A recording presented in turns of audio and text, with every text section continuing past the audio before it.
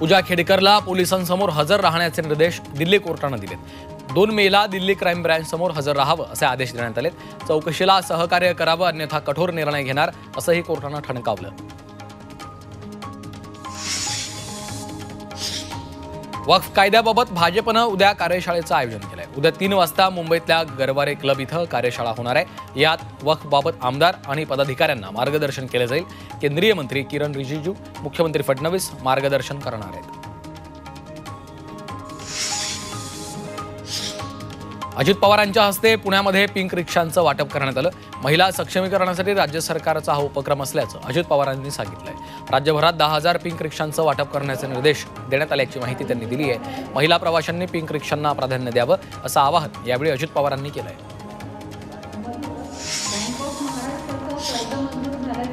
सातारा जिल्ह्यातील मुळीकवाडी गावात ज्योतिबा, भैरवनाथ आणि खंडोबा यात्रा मोठ्या उत्साहात पार पडली आहे। गावामधनं ज्योतिबाची रथयात्रा काढण्यात आली। यावेळी भाविकांनी गुलाल खोबऱ्याची उधळण केली आहे। या यात्रेदरम्यान लेझिम, गजनृत्य तसंच विविध पारंपरिक आणि सांस्कृतिक कार्यक्रमांचं आयोजन केलं होतं।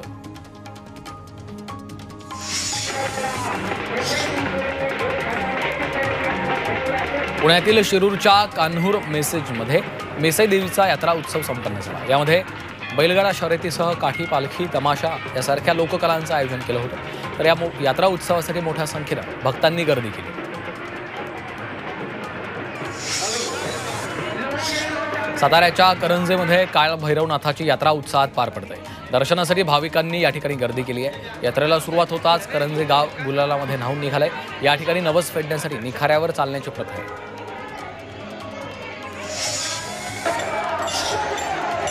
सोलापूरच्या वडवळमध्ये खर्ग सोहळा भक्तिमय वातावरणात पार पडलाय। नागनाथ महाराजांच्या यात्रेनिमित्त सोहळ्याचं आयोजन केलं। भाविकांनी खर्गे महाराजांच्या पालखीचं स्वागत करत मंदिरात विधीपूर्वक आणून सभामंडपात स्थान दिलं। यावेळी भाकणुकीचा कार्यक्रम देखील पार पडला।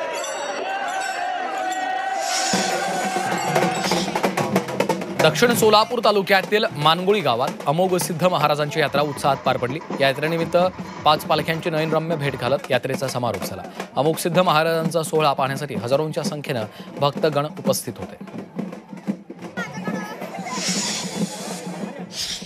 जालना जिल्ह्यातील घनसावंगीतल्या बोडखा बुद्रुकमध्ये येत्या 2 दिवसांनंतर रेणुका देवीच्या यात्रेला सुरुवात होणार आहे। बोडखा ते देवी देहगाव असा 15 किलोमीटरचा पायी प्रवास करत वाजत गाजत देवीला साडी नेसवण्याची परंपरा आहे।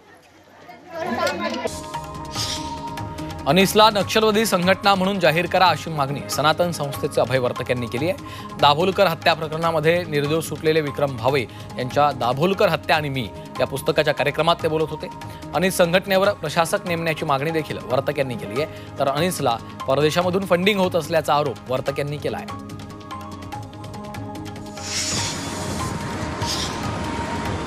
नाशिकच्या शिवसेना ठाकरे पक्षाच्या कार्यालयाच्या बाहेर लागलेला बॅनर सध्या चर्चेचा विषय ठरतोय। राज ठाकरेंना मातोश्रीवर बोलावून घ्या अशी साद बॅनरच्या माध्यमातून उद्धव ठाकरे यांना घातली आहे। राज ठाकरे साहेबांना मातोश्रीचं आमंत्रण द्या, महाराष्ट्राला आनंदाची बातमी द्या अशी कळकळीची विनंती असा आशय या बॅनरवर पाहायला मिळतो।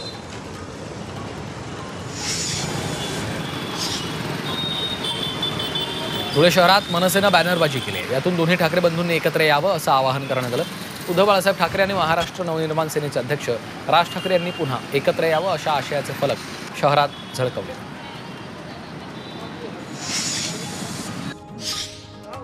काय देवभूमीत चालले होते। ठाकरे बंधू एकत्र येणार असल्यानं काहींना त्रास होतोय असा टोला संजय राऊतांनी एकनाथ शिंदेंना लगावला।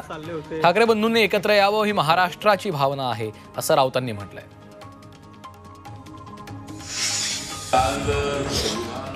ठाकरे बंधू एकत्र येण्यानं महायुतीवर कोणताही परिणाम होणार नाही असं वक्तव्य आरपीआयचे खासदार रामदास आठवले यांनी केलं। तर आरपीआयच्या सर्व भावंडांनी एकत्र येण्याचं आवाहन देखील त्यांनी केलं। उपमुख्यमंत्री एकनाथ शिंदेंचा माढा दौरा अचानक रद्द झाला। दौरा रद्द होण्याचं कारण मात्र अस्पष्ट आहे।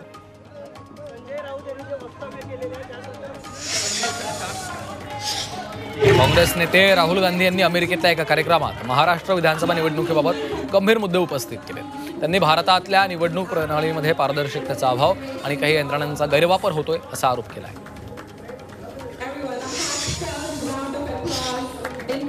तर राहुल गांधी परदेशात जाऊन देशाची बदनामी करतात असा आरोप मुख्यमंत्री देवेंद्र फडणवीस यांनी केलाय। त्यांनी जनतेमध्ये जाऊन काम करावं असंही फडणवीस म्हणाले आहेत।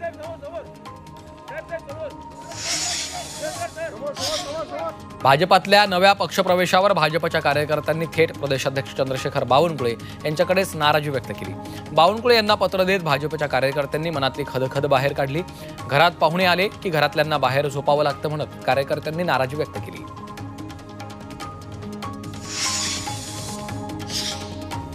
शेतकरी कर्जमाफीच्या मुद्द्यावरनं नाना पटोले यांनी सरकारवर टीका केली आहे। सरकारी घोषणा आणि पापामुळे शेतकरी आत्महत्या करत असल्याचा आरोप त्यांनी केला।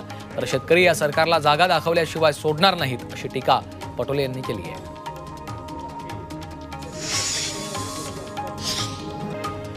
मुंबईच्या विभाग क्रमांक 6 मध्ये शिवसेना ठाकरे पक्षाचे पदाधिकारी जाहीर करण्यात आले। उद्धव ठाकरे यांच्या आदेशानं या पदाधिकाऱ्यांच्या नियुक्त्या जाहीर करण्यात आल्यात अशी माहिती शिवसेना मध्यवर्ती कार्यालयातून देण्यात आली आहे। मुंबईतील गोखले विक्रोळी पूल आणि कर्नाक पूल लवकरच वाहतुकीसाठी खुला होणार आहे। अंधेरीचा गोखले पूल 15 मे आणि विक्रोळी पूल 31 मे पर्यंत सुरू करण्यात येणार आहे। यामुळे पूर्व आणि पश्चिम उपनगरवासियांना दिलासा मिळणार आहे। दरम्यान मच्छिद बंदर स्थानकाजवळचा कर्नाक पूल जूनपर्यंत सुरू होईल।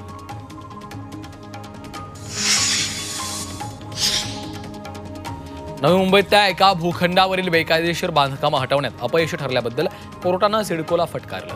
बांधकामं एका आठवड्याच्या आत हटवण्यासाठी आवश्यक कायदेशीर उपाय करा असे आदेश कोर्टाने सिडकोला दिलेत।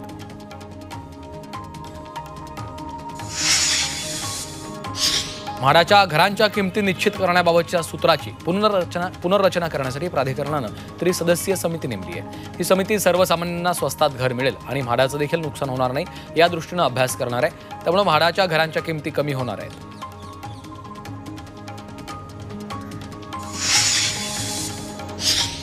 नागपुरातील डॉक्टर बाबासाहेब आंबेडकर आंतरराष्ट्रीय विमानतळ धावपट्टीचं रिकार्पेटिंग पूर्ण झालं। मात्र अद्याप इथून नवीन उड्डाणं सुरू झालेली नाही आहेत। उन्हाळी सत्र सुरू होऊन 20 दिवस झाले तरी नवीन उड्डाणांची नागपूरकरांना अद्यापही प्रतीक्षा आहे।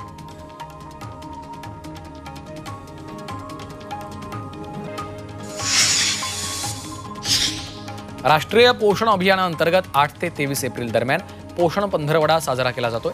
वाशिम जिल्ह्यातील काटा इथल्या अंगणवाडीमध्ये पोषण आहार प्रदर्शनीचं आयोजन केलंय।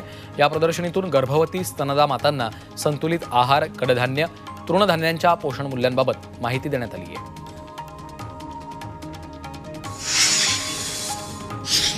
साताऱ्यातील जिल्हा कारागृहात कैद्यांसाठी फास्ट फूड कोर्सचं आयोजन केलं होतं। या कोर्समध्ये कैद्यांना विविध खाद्यपदार्थांचं प्रशिक्षण देण्यात आलं।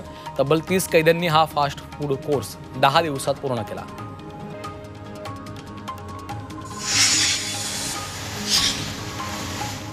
सांगलीच्या पलूस नगर परिषदेकडनं कचऱ्यापासून निर्मित करण्यात येणाऱ्या खताला सलग दुसऱ्यांदा हरित ब्रँड मानांकन मिळालंय। शहरातील कचऱ्यावर घनकचरा प्रकल्पाच्या माध्यमातून प्रक्रिया करून त्यामधून खत निर्मिती करण्यात येते।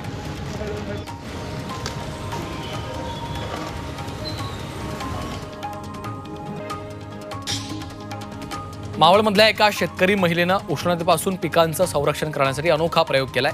प्रत्येक झाडाला प्रोटेक्शन पेपर लावण्यात आले तर झाडांना पाणी मिळण्यासाठी ठिबक सिंचनाचा वापर केलाय। नाशिक महापालिकेच्या गेटवर मनसेनं घंटानाद आंदोलन केलंय।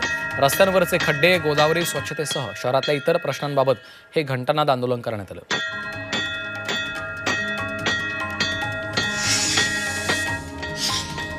विद्यार्थ्यांच्या सुरक्षेसाठी पुण्यामध्ये 20 ठिकाणी विद्यार्थी प्राधान्य क्षेत्र हा उपक्रम राबवण्यात येतोय। विद्यार्थ्यांना त्यांच्या शाळेच्या परिसरातनं सुरक्षित ये जा करता यावी यासाठी पुणे महापालिका, पुणे शहर आणि उपनगरात विद्यार्थी प्राधान्य क्षेत्र तयार करत आहे। शाळा स्तरावरील विविध समित्यांचं एकत्रीकरण करण्याचा निर्णय शालेय शिक्षण आणि क्रीडा विभागानं घेतलाय।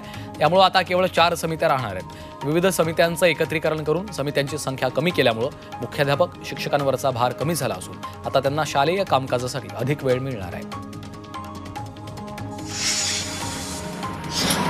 गोंदियाच्या खाडीपारमधील उपसरपंच यशवंत कावळे यांनी 2 शाळांचं 15,000 रुपयांचं विद्युत बिल भरलं। या शाळेमधील विद्युत बिल थकीत असल्यामुळे शाळेतील विद्युत पुरवठा खंडित केला होता। त्यामुळे ऐन परीक्षेच्या काळात विद्यार्थ्यांना त्रास सहन करावा लागत होता। JEE परीक्षेचा निकाल जाहीर झाला। या परीक्षेमध्ये लातूरच्या विद्यार्थ्यांना यश संपादन केलं। 99 गुण मिळवणारे 50 विद्यार्थी लातूरचे आहेत। JEE मेन्स या परीक्षेत राज्यभरातनं 2,50,236 विद्यार्थी पात्र ठरले।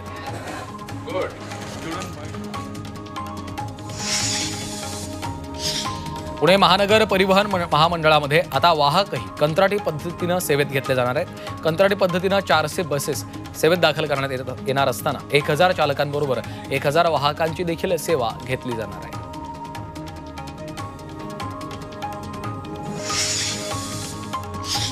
पुण्यात ओला, उबर आणि रॅपिडो या कॅब सर्व सरकारमान्य दरानुसारच धावणार आहेत। इंडियन गिग वर्कर्स फ्रंटचे अध्यक्ष केशव क्षीरसागर यांनी हे जाहीर केलं। त्यामुळे 1 मे पासून हे नवे दर लागू होणार आहेत।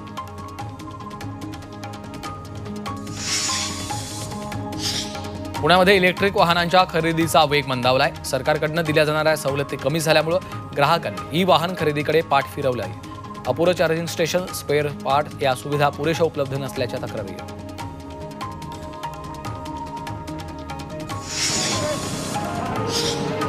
एसटी महामंडळानं कर्मचाऱ्यांचा पीएफ न भरल्यानं 100 कोटी व्याज बुडाल्याचा आरोप महाराष्ट्र एसटी कर्मचारी काँग्रेसनं केलाय।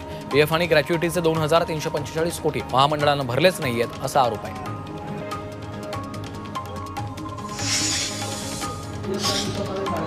येवला शहर आणि तालुक्यातील कुणीही पिण्याच्या पाण्यापासून वंचित राहणार नाही, तर आगामी पिण्याच्या पाण्याचं आवर्तन मिळेपर्यंत उपलब्ध पाण्याचं सुयोग्य नियोजन करावं अशा सूचना छगन भुजबळांनी संबंधित अधिकाऱ्यांना दिल्यात। येवला संपर्क कार्यालयात भुजबळांनी पाणी टंचाईचा आढावा घेतलाय।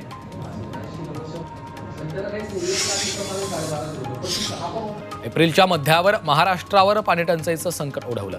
358 गावं, 1000 वाड्या वस्त्यांना टँकरनं पाणी पुरवठा केला जातोय। संभाजीनगर, जालन्यात भीषण पाणीबाणी निर्माण झाली आहे। हंडाभर पाण्यासाठी ग्रामस्थांना पायपीट करावी लागते।